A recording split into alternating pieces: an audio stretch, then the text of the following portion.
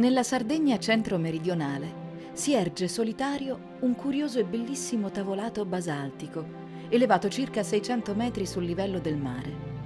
In rare occasioni la superficie di quasi 50 km quadrati è ricoperta dalle nuvole che si adagiano al suolo fino a toccare i paulis, piccoli stagni ricchi di acqua nella stagione invernale e quasi asciutti in quella estiva.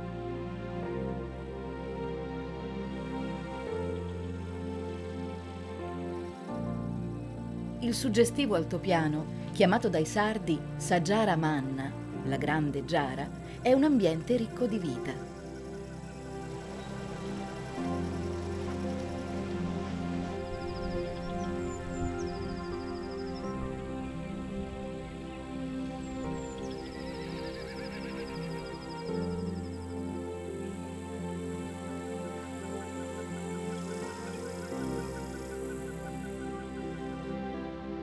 Se la osserviamo in lontananza, la giara ci appare come una perfetta pianura sospesa fra la terra e il cielo.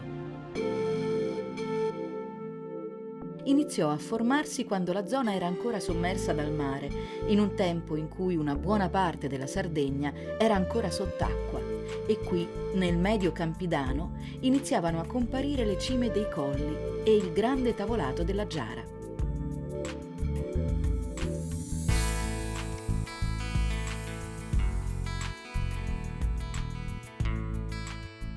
Sull'altopiano e alle sue pendici, alcune grandi pietre scavate e intagliate, oppure incastonate con ordine, raccontano di attività umane che risalgono a diverse migliaia di anni fa. Altre rocce ci parlano di quando le acque ricoprivano queste terre.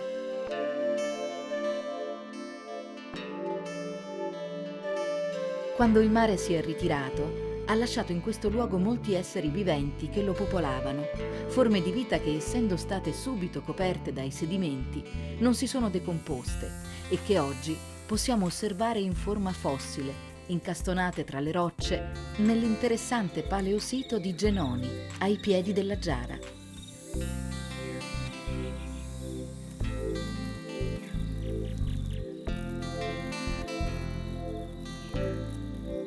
Genoni è un piccolo paese situato a nord della giara. Per gli abitanti, la figura del cavallo è parte della loro vita. Molte famiglie ne possiedono almeno un esemplare.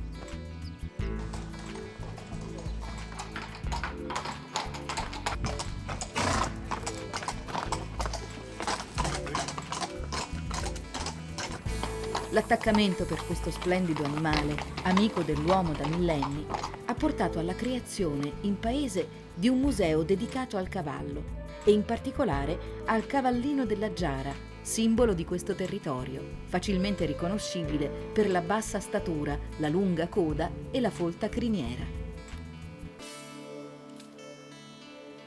Si muovono in branco tra i boschi di sughere e lungo i sentieri, ma amano anche gli spazi aperti e l'acqua. Infatti spesso è possibile incontrarli nei paulis, dove possono nutrirsi di erba tenera e fresca.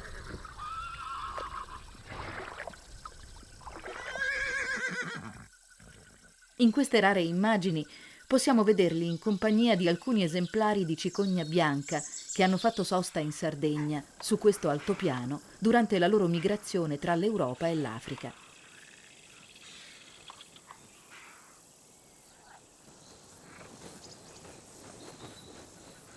Qualche coppia si è addirittura fermata per nidificare in questo bellissimo scrigno di natura selvaggia e incontaminata.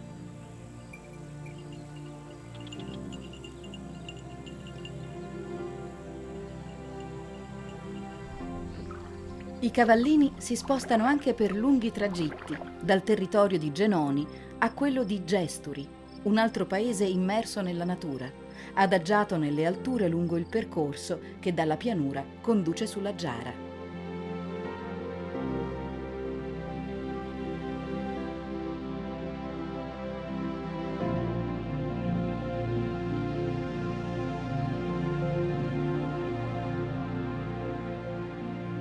Qui, nel paese situato a mezza montagna, dove l'atmosfera è resa fiabesca dalle nuvole che scendono a valle, ancora resistono piccole attività artigianali.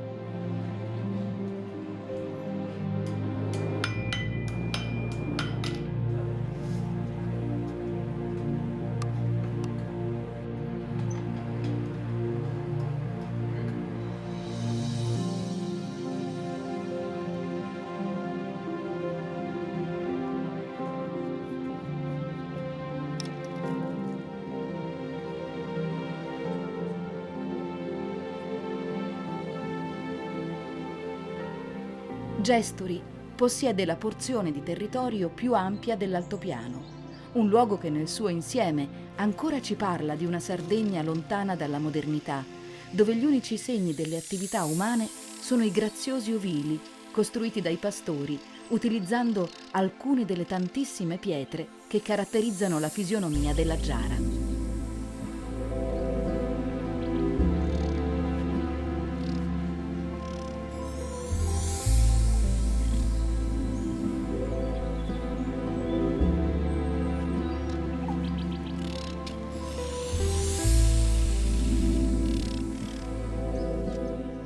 Le piccole case si intonano perfettamente con la natura circostante, possiedono gli stessi colori e trasmettono il giusto calore umano a questo paesaggio così singolare, fatto di boschi e di piccoli laghi, alcuni asciutti del tutto, altri ricoperti da un semplice velo d'acqua. L'ambiente ideale per questi piccoli cavalli, tra i pochissimi rimasti allo stato brado in tutto il continente europeo.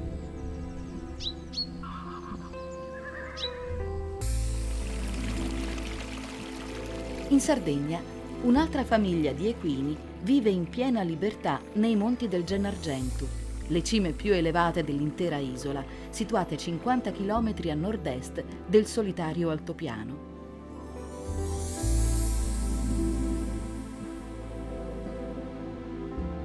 Questi cavalli sono di una specie differente rispetto a quelli della giara e, pur avendo un proprietario, vivono completamente allo stato brado, senza particolari problemi, per la presenza di numerose sorgenti e praterie che garantiscono loro acqua e cibo in abbondanza.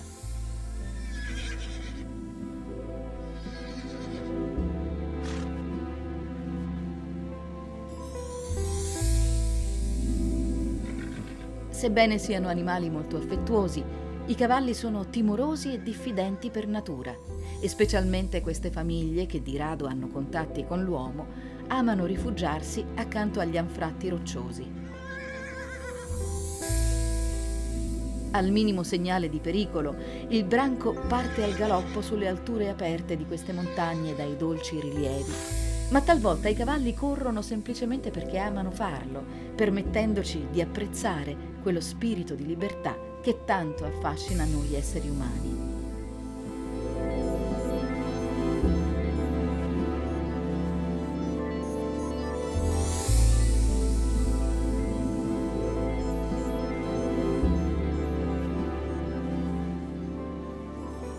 Dal Gennargentu, volgendo lo sguardo verso sud-ovest, vediamo in lontananza l'altopiano della Giara, un ambiente caratterizzato non solo dai cavallini che ne sono il simbolo, ma anche da altre specie viventi che, numerose, contribuiscono a rendere unico questo angolo di Sardegna.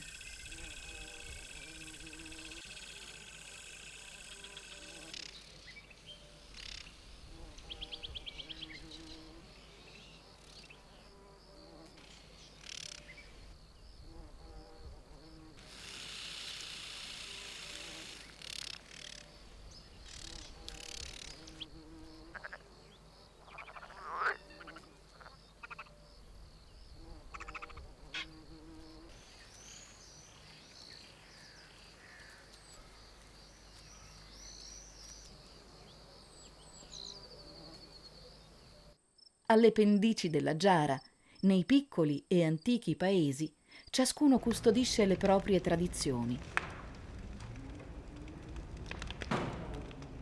Nurallao è un paese dove l'antico convive con la fisionomia acquisita in tempi moderni.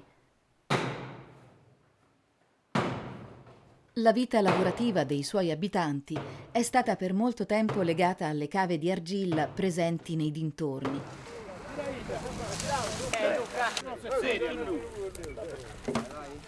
Gli abitanti di Nurallao sono particolarmente attivi in occasione delle feste paesane e collaborano tutti insieme alla loro riuscita.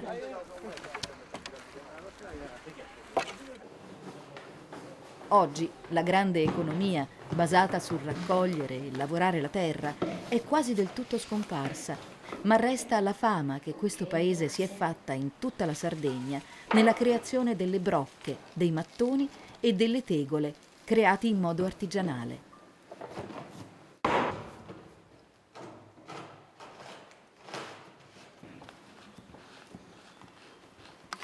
Pietrina è una delle poche e sicuramente tra le ultime donne capaci di realizzare ancora le tegole a mano, impastando e cuocendo l'argilla.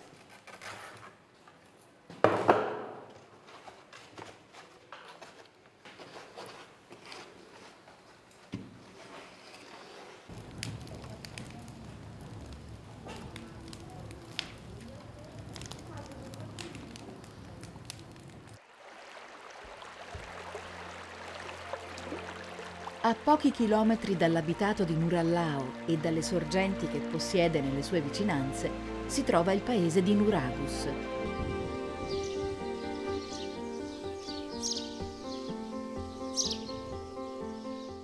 Questo piccolo paese deve il suo nome alla presenza di numerosi nuraghi che furono costruiti migliaia di anni fa in queste fertili pianure ai piedi della Giara. Alcuni ancora dominano le colline e ci offrono la possibilità di osservare scenari antichissimi, rimasti praticamente intatti, come questo luogo di culto, un tempio a pozzo creato con il basalto, un monumento di grande bellezza.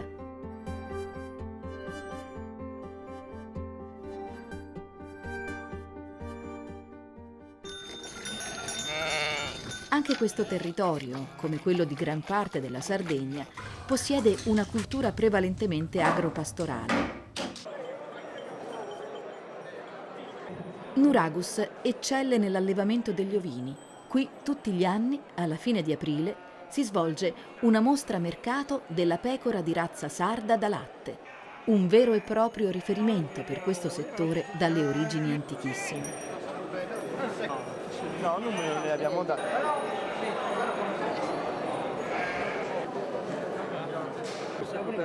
La mostra costituisce non solo un importante momento di confronto e di vendita dei capi in Sardegna e all'estero, ma permette anche agli allevatori di incontrarsi dopo aver lavorato duramente tutto l'anno per allevare e selezionare i capi migliori.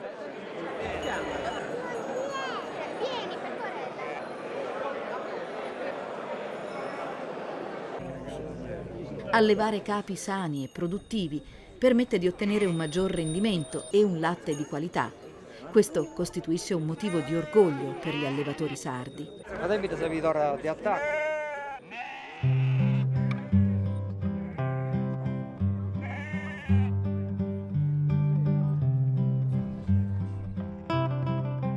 Nella pianura a sud della Giara il paesaggio cambia.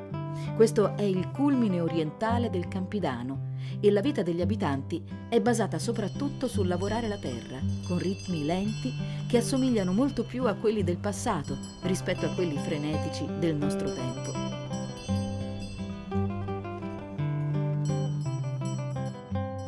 Alcuni preferiscono occuparsi di colture antiche, come le piante che producono questi fiori di colore viola, con all'interno gli stami gialli e gli stimmi rossi di prezioso zafferano.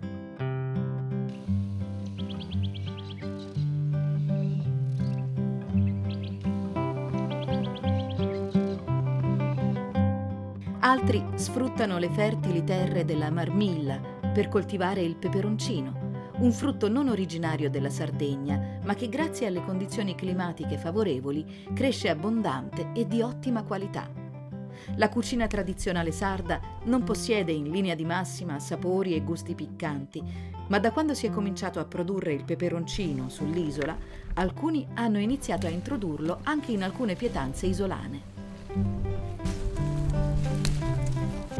Ci troviamo a Turri, un piccolo paese ai piedi della Giara. Siamo in Sardegna, sappiatelo. Io sono Itria e coltiviamo lo zafferano, il peperoncino e l'origano. Tante persone credono che il peperoncino sia una verdura, ma in realtà è un frutto, perché nasce da una pianta da fiore. Le verdure invece in genere non hanno semi e nascono dalle piante da foglia o da radice.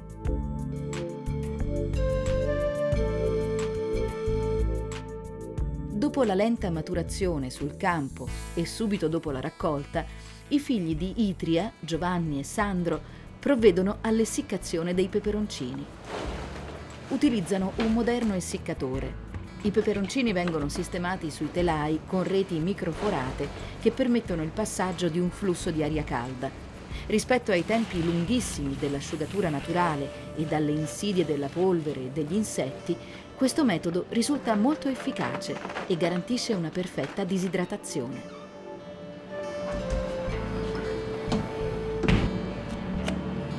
Il prodotto è essiccato molto bene.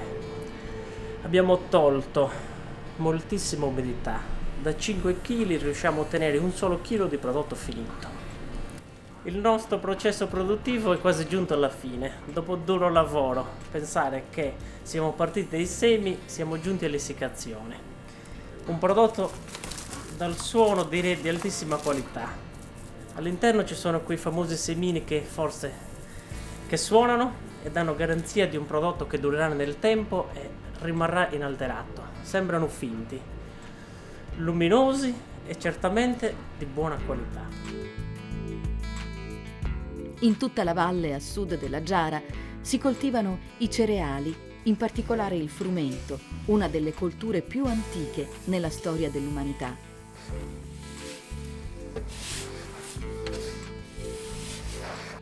Insieme ai grandi appezzamenti di terreno vi sono quelli più piccoli e in alcuni casi quelli piccolissimi, come questo accanto ai resti di un nuraghe, dove Gabriella coltiva personalmente il suo grano e porta avanti una tradizione millenaria quasi scomparsa ovunque.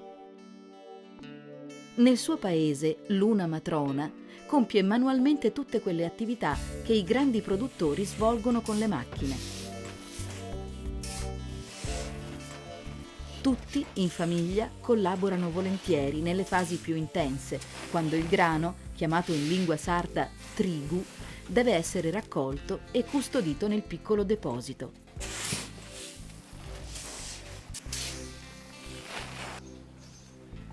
Gabri, Saspota. Saspota è uno dei tanti cesti, ciascuno con un nome e una funzione precisa, che Gabriella impiega per compiere questo lavoro. Prima di tutto il grano deve essere pulito. Lo sparge nel setaccio, chiamato localmente susadatsu in lingua sarda, e separa grossolanamente i chicchi dalle numerose impurità contenute nel mucchio. Tra queste si trovano le pagliette della pianta, che in percentuale sono il rifiuto più presente. Poi possono esserci anche alcuni semini di piante infestanti e piccolissimi grumi di terra. Saspota raccoglie questi residui e tanti chicchi di grano, che comunque non verranno buttati via, serviranno per nutrire gli animali.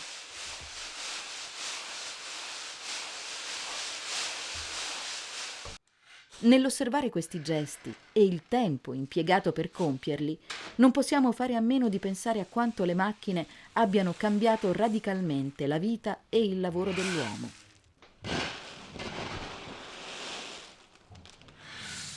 Il grano, che è stato separato con un lungo e meticoloso lavoro, verrà impiegato in diversi modi. Una parte si utilizzerà per la semina del prossimo inverno, l'altra parte verrà lavorata, ma prima deve essere lavata. Gabriella distende i teli dove metterà ad asciugare il grano bagnato. Il lavaggio nell'acqua fredda e pulita è necessario per rimuovere ulteriori impurità, ma permette anche di scorgere altri residui e gli eventuali chicchi vuoti, che per breve tempo restano a galla e possono essere rimossi.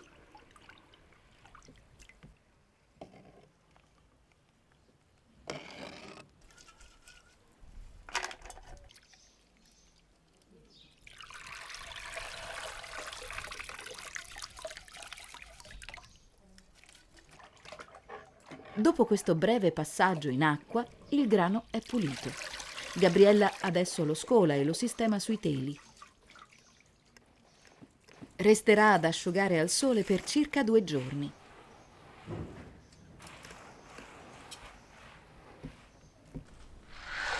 Per alcuni giorni il frumento verrà lavato, privato dei residui e asciugato, poi sistemato nei sacchi e custodito nel piccolo granaio.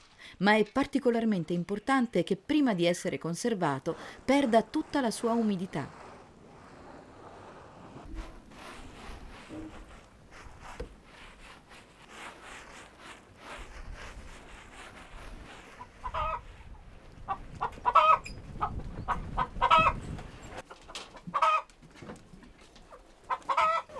La vita scorre tranquilla nelle campagne intorno alla Giara.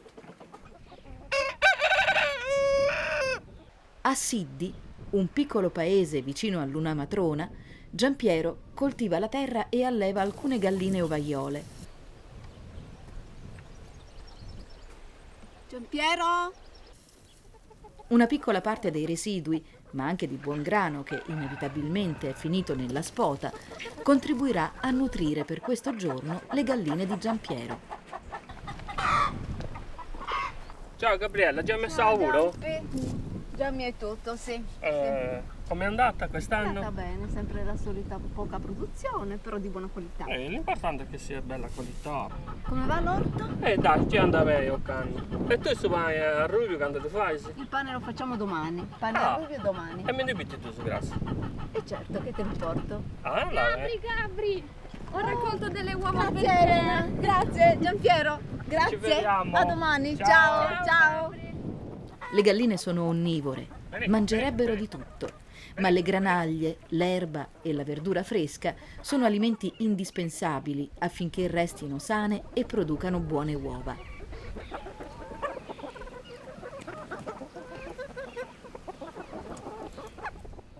Con queste uova Gabriella preparerà i dolci sardi, ma non subito.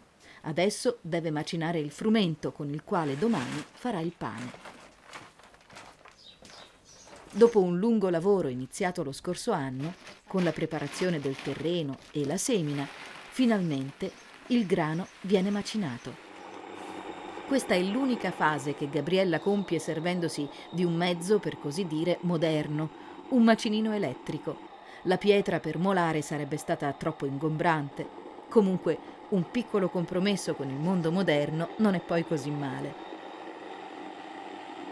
Il prodotto setacciato finirà in un cesto molto grande, chiamato sugaisteddu, che tuttavia, prima di ricevere il contenuto, viene coperto con una tovaglia bianca, un gesto che risale a tempi antichissimi, che ha il significato di custodire la purezza e l'abbondanza del raccolto. Dalla macinazione del grano ho ottenuto la farina integrale, che è formata da farina, semola e frusca. Ora, da questa setacciatura, cosa ottengo? Cade sul fondo la farina, mentre rimane in superficie la semola e la frusca, che verso qua in sabuia e poi provvedo a separare la semola dalla frusca con un movimento di rotazione in questa maniera. Si forma in superficie la crusca, che è più leggera, che raccolgo in questo modo.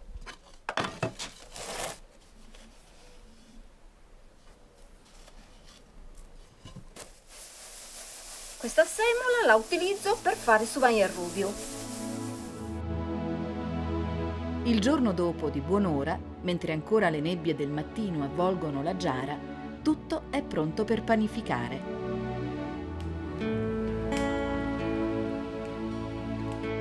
Gabriella porta sul tavolo l'acqua e la pasta madre, dove insieme a semola e farina ci sono le arance candite e l'uva passa, ingredienti che con un po' di sale e con l'aggiunta dello zafferano permettono di ottenere suvani al rubio, un pane unico, creato solamente in questa parte della Sardegna. Inizialmente l'impasto deve essere contenuto all'interno della scivedda, fino a quando la pasta, dopo circa una decina di minuti, non diviene una massa unica e può essere lavorata sul tavolo.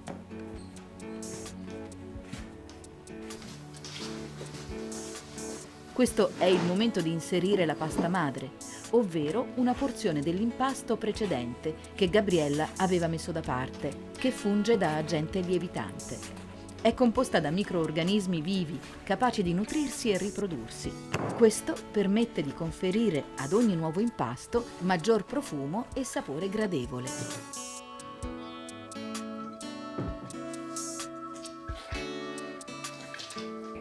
Dopo un'altra decina di minuti, la pasta ritorna nella scivedda per accogliere gli ingredienti che caratterizzano questo pane. Maura, mi porti l'acqua tiepida per sciogliere lo zafferano? Grazie.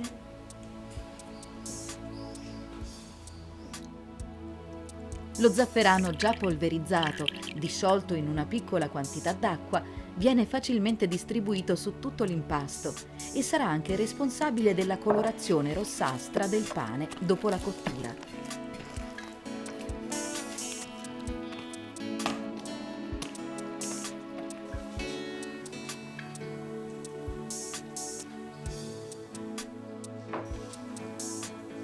Anche gli altri ingredienti dai colori caldi, come il giallo arancio della scorza candita oppure il marrone dell'uva passa, hanno sicuramente ispirato colui o colei che un giorno ha deciso di chiamare questa bontà sopani a rubiu, letteralmente il pane rosso. Originariamente sembra che nascesse come pane azimo e che questa ricetta, definita in questo modo, sia nata a Tuili, qui accanto a Luna Matrona, dopo la Grande Guerra.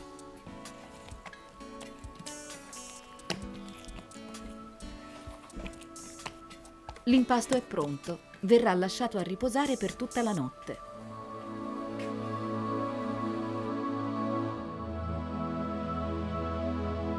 Con l'arrivo del nuovo giorno, il paese si risveglia. Il forno è già acceso, la legna che brucia porta in temperatura la cupola e produce la brace che Maura distribuisce in modo uniforme sul piano di cottura.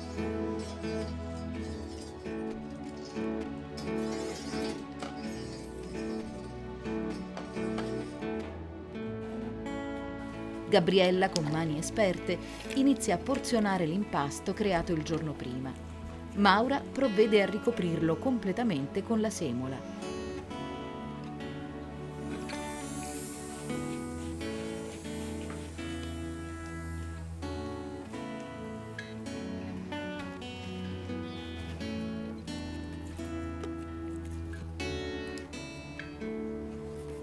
Sebbene il morbido impasto sia ben lievitato, non è ancora pronto per andare in cottura.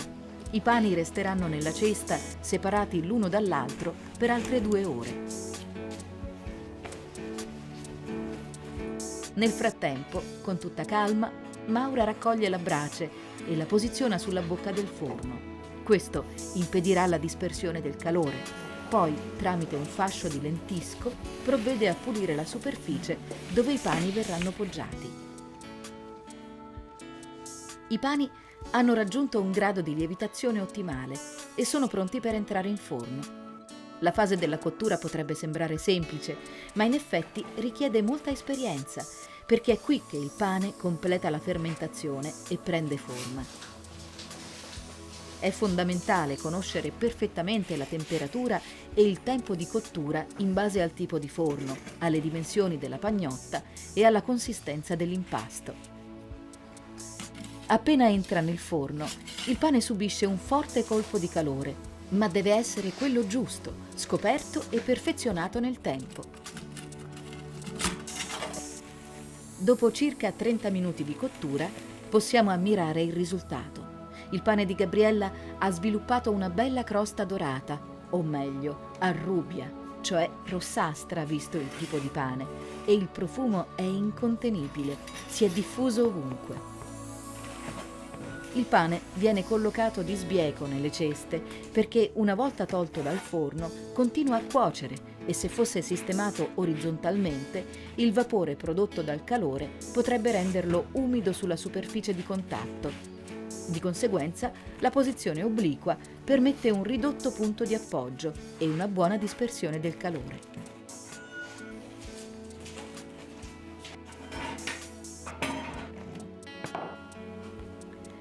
Ecco il nostro pane. Notiamo le uvette, le scorzette d'arancia, un'occhieggiatura non molto grossa perché il pane è stato realizzato esclusivamente di semola di grano duro e farina di grano duro, che danno un profumo e un sapore delizioso al nostro pane a rubio. La creatività e le capacità dell'essere umano sono ineguagliabili, evidenti in opere grandi come la costruzione dei nuraghi, oppure nei gesti all'apparenza così semplici delle mani che creano il pane. E se pensiamo alla terra, ai semi, alle piante che hanno prodotto i cereali e all'abilità con la quale sono stati lavorati per ottenere il pane, il nostro buon cibo, non possiamo far altro che meditare e riflettere sulla nostra vita, al nostro potenziale e al futuro dell'umanità.